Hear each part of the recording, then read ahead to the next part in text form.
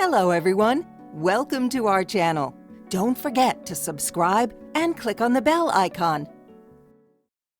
If you are writing something that needs referencing, knowing how to insert a footnote in Word is invaluable.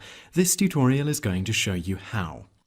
Open Word with a document that you want to add a footnote to. From the tabs at the top, click on the one that says References.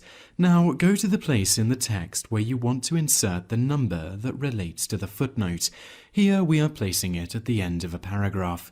Now click the large Insert Footnote button in the toolbar.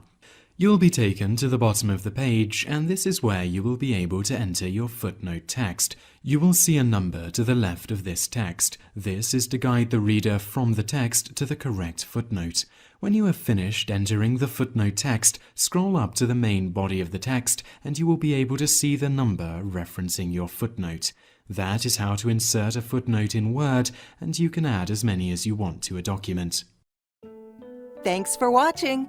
If you enjoyed this video, please make sure to give it a thumbs up and subscribe to our channel.